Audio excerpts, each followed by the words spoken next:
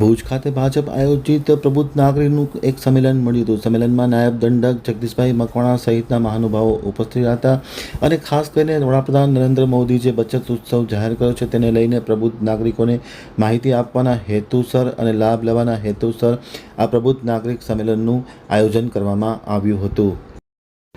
દેશના વડાપ્રધાન નરેન્દ્ર મોદી દ્વારા ખાસ કરીને જીએસટીમાં તોતિંગ ઘટાડો કરીને બચત ઉત્સવ જાહેર કર્યો છે તેનો ઠેર ઠેર લાભ મળ્યો છે. આવી પરિસ્થિતિમાં ખાસ કરીને લોકોને જાગૃત કરવાના અભિયાન સાથે ભુજમાં કચ્છ જિલ્લા ભાજપ આયોજિત પ્રબુદ્ધ નાગરિક સંમેલનનું આયોજન કરવામાં આવ્યું હતું. આ સંમેલનમાં ગુજરાત સરકારના નાયબ દંડક જગદીશભાઈ મકવાણા, કચ્છ જિલ્લા ભાજપના અધ્યક્ષ દેવજીભાઈ વરચંદ, ભુજના ધારાસભ્ય કેશુભાઈ પટેલ, અન્ય ધારાસભ્યો પણ ખાસ ઉપસ્થિત હતા. સાથોસાથ મહામંત્રી ધવલભાઈ આચાર્ય, નરેન્દ્રભાઈ પ્રજાપતિ, દિલીપભાઈ શાહ, ધારાસભ્ય ત્રિકમભાઈ છાંગા તથા અન્ય મહાનુભાવો ઉપસ્થિત હતા. તમામની ઉપસ્થિતિમાં આ પ્રબુદ્ધ નાગરિક સંમેલનનું આયોજન કરવામાં આવ્યું હતું.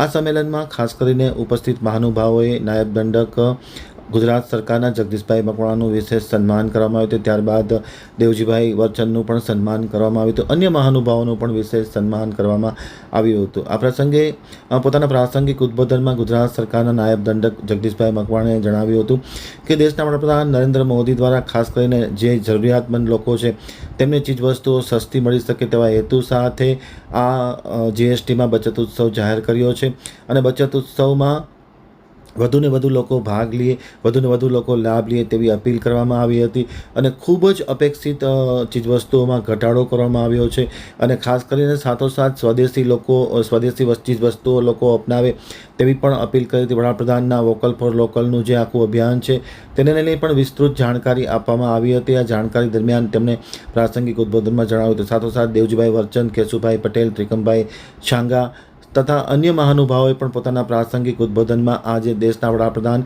નરેન્દ્ર મોદી દ્વારા જીએસટીમાં તોતિંગ ઘટાડો કરી બચત ઉત્સવ જાહેર કર્યો છે તેની વિસ્તૃત માહિતી આપવામાં આવી હતી. શહેર ભાજપના અધ્યક્ષ મિતભાઈ ઠક્કર, મહામંત્રી રીતેન ગૌર તથા અન્ય મહાનુભાવો અને પૂર્વ પ્રમુખ બાલકૃષ્ણ મોહતા વગેરે પણ ખાસ હાજર રહ્યા હતા. તમામની ઉપસ્થિતિમાં આ પ્રબુદ્ધ નાગરિક સંમેલનનું છે એ સમાપન કરવામાં આવ્યું હતું. દીપ પ્રાગટ્ય કરવામાં આવ્યું હતું. ભીમજીભાઈ જોધાણી પણ ખાસ હાજર રહ્યા હતા.